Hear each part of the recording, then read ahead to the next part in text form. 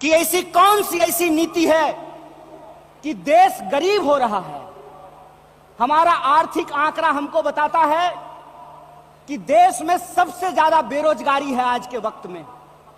कोई ऐसा सेक्टर नहीं है जहां बेरोजगारी सर चढ़। दोस्तों, सबसे पहले मैं एक नौजवान होने के नाते भारतीय राष्ट्रीय कांग्रेस की जो मौजूदा स्टीयरिंग कमेटी है उसने जो संविधान में एक संशोधन किया है कि पार्टी प्रतिनिधित्व में हर एक स्तर पर 50 वर्ष से कम उम्र के व्यक्ति को 50% तक सीट जो आरक्षित किया गया है, मैं इस देश के नौजवानों के बिहाफ पर भारतीय राष्ट्रीय कांग्रेस को कोटि कोटि धन्यवाद करना चाहता हूं। दोस्तों, मैं समझता हूं कि ये एक महत्वपूर्ण रेजोल्यूशन है। महत्वपूर्ण रेजोल्यूशन इसलिए है कि आप सब जानते हैं कि भारत दुनिया का सबसे नौजवान देश है। दुनिया का हर 5वां नौजवान कोई ना कोई भारतीय है। ऐसे वक्त में देश की दशा क्या होगी, देश की राजनीति क्या होगी, समाज का स्वरूप क्या होगा और हमारे आने वाले भविष्य का मुस्तकबिल क्या होगा, इसको इस देश का नौजवान तय करेंगे। कांग्रेस पार्टी ने इस बदलाव को महसूस किया है, उसके लिए हम अपने वरिष्ठ नेतृत्व को बहुत बहुत धन्यवाद देना चाहते हैं। दोस्तों, आज जब रायपुर में देश की सबसे पुरानी पार्टी उसका 50वां महाधिवेशन हो रहा है, तो हमारे सामने कुछ महत्वपूर्ण सवाल हैं और उन्हीं महत्वपूर्ण सवालों पर चर्चा करने के लिए यह हमारा डिस्कशन हो रहा है, यह प्लेनरी सेशन हो रहा है। और यहां मैं आपके बीच मौजूद हूं हमारे देश के इकोनॉमिक, आर्थिक और राजनीतिक रेजोल्यूशन क्या होना चाहिए उसके संबंध में कुछ बातें रखने के लिए।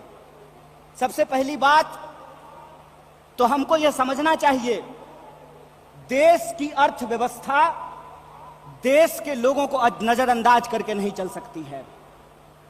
कोई भी ऐसी आर्थिक नीति जिसमें देश के लोगों को नजरअंदाज किया गया है, वो आर्थिक नीति देश की आर्थिक नीति नहीं हो सकती है। और आज हम जिस मोड़ पर खड़े हैं, हम देख रहे हैं कि नारा देश का लगाया जाता है, नाम देश का लिया जाता है और तिजोरियां दोस्त की भरी जाती है। ऐसी आर्थिक नीतियां आज इस देश के अंदर लाई जा रही है। मेरा एक सीधा सवाल है इस देश के हुक्मरानों से, कांग्रेस पार्टी का एक आम कार्यकर्ता होने के चलते, कि ऐसी कौन सी ऐसी नीति है कि देश गरीब हो रहा है। हमारा आर्थिक आंकड़ा हमको बताता है कि देश में सबसे ज्यादा बेरोजगारी है आज के वक्त में। कोई ऐसा सेक्टर नहीं है जहां बेरोजगारी सर चढ़ करके बोल नहीं रही है। आप तमाम सर्वे उठा करके देख लीजिए, लगातार अमीर और गरीब की खाई बढ़ती जा रही है। इस देश के संसाधनों पर मुट्ठी भर लोगों का कब्जा होता जा रहा है। वैसी परिस्थिति में जो देश की संकल्पना है, जिसको महात्मा गांधी ने देखा है, जिसको मौलाना अबुल कलाम आजाद ने देखा है, जिसको सुभाष चंद्र बोस ने देखा है, जिसको श्रीमती इंदिरा गांधी ने देखा, जिसको स्वर्गीय राजीव गांधी ने देखा, जिसको इस देश की संविधान ने इस रूप में वर्णित किया है कि देश देश के लोगों से बनता है। जब देश देश के लोगों से बनता है तो आप मुझे बताइए कि देश कैसे गरीब हो रहा है और देश के 2-4 पूंजीपति कैसे अमीर हो रहे हैं। यह कौन सी ऐसी जादू की छड़ी है जो मौजूदा सरकार चला रही है। आप मुझे बताइए कि आम लोगों की आमदनी घटती जा रही है और देश के 1-2 पूंजीपति दुनिया के अमीरों की सूची में जाकर के शुमार हो जाते हैं।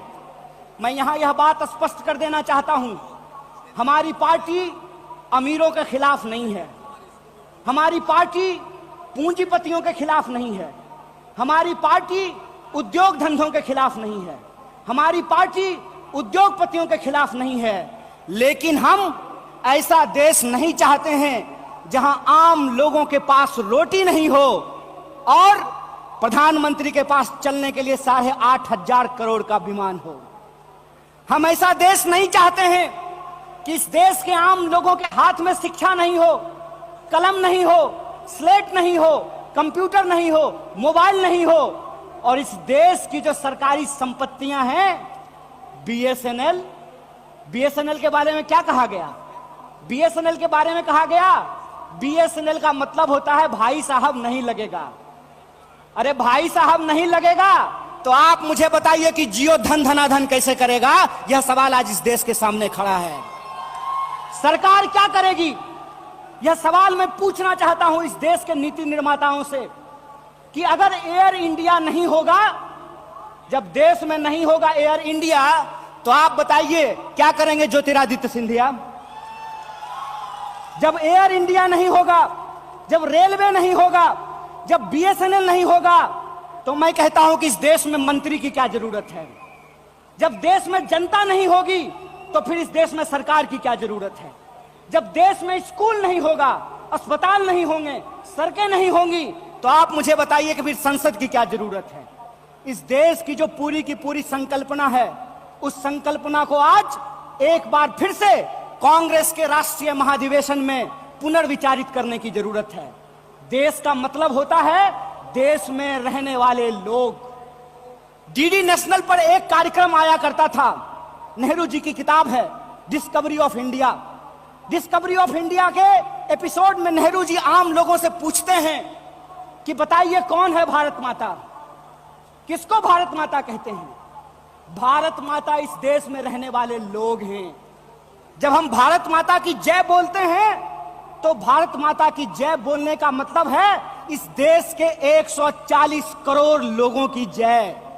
और 140 करोड़ लोगों की जय का मतलब है कि 140 करोड़ लोगों के हाथ में पढ़ाई हो, 140 करोड़ लोगों के हाथ में काम हो, 140 करोड़ लोगों के लिए रोजगार की व्यवस्था हो, 140 करोड़ लोगों के लिए इलाज की व्यवस्था हो, 140 करोड़ लोगों के लिए चलने के लिए सड़कें हो, गाड़ियां हो, रेलवे हो, हवाई जहाज हो।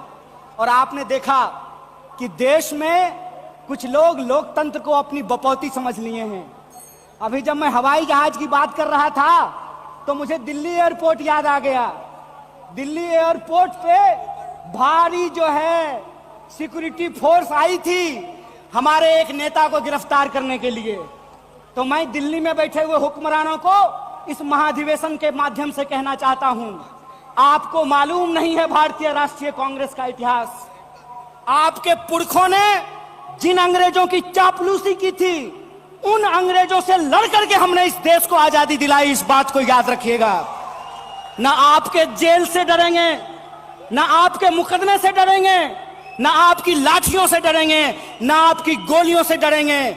भारतीय राष्ट्रीय कांग्रेस इस देश की पार्टी है और इस देश के हकूक के लिए लड़ती रहेगी। इस बात को याद रखिएगा। और आज के समय में जो आर्थिक लूट की नीतियां चल रही हैं कि प्राइवेटाइजेशन ऑफ प्रॉफिट और सोशलाइजेशन ऑफ लॉस, फायदा होगा तो अदानी का और नुकसान होगा तो एलआईसी का, ये हम नहीं चलने देंगे। इस बात को आप याद रखिएगा। फायदा होगा तो प्रधानमंत्री जी के दोस्त का और नुकसान होगा तो इस देश के आम लोगों का पैसा जो एसबीआई में पड़ा हुआ है उसका, ये हम नहीं चलने देंगे। इस बात को याद रखिएगा। इसीलिए हमारा पॉलिटिकल और इकोनॉमिक रेजोल्यूशन ये है कि भारतीय राष्ट्रीय कांग्रेस इंडियन कॉन्स्टिट्यूशन का सेफ गार्ड है। हम इंडियन कॉन्स्टिट्यूशन के पहरेदार हैं। हम इंडियन कॉन्स्टिट्यूशन के असली चौकीदार हैं। इस बात को याद रखिएगा। और इंडियन कॉन्स्टिट्यूशन इस बात को रिजॉल्व करता है, we the people of India. और यह जो we the people of India है, इसमें इस देश में रहने वाले वो तमाम लोग, चाहे हिंदू हो, मुसलमान हो, सिख हो, ईसाई हो, जैन हो, पारसी हो, बुद्धिस्ट हो, या वैसे भी लोग जो किसी धर्म को नहीं मानते हैं, वो सब भारत के लोग हैं। और उनके हकूक के लिए, उनके अधिकार के लिए, कल्याणकारी राज्य की अवधारणा को बचाए रखने के लिए भारतीय राष्ट्रीय कांग्रेस संघर्ष करेगी। और यही जो पॉलिटिकल रेजोल्यूशन है कि हम देश के लोगों के बुनियादी सवालों के लिए रोजी रोटी, कपड़ा, मकान, शिक्षा, स्वास्थ्य, सड़क, बिजली, पानी और इस देश के संविधान के लिए संघर्ष करते रहेंगे। इसी आशा और उम्मीद के साथ आप तमाम सम्मानित मंच और आप तमाम प्रतिनिधियों का एक बार पुनः स्वागत करते अपनी बात को खत्म करूंगा। शुक्रिया। इनकलाब जिंदाबाद। जय हिंद, जय भारत, जय कांग्रेस।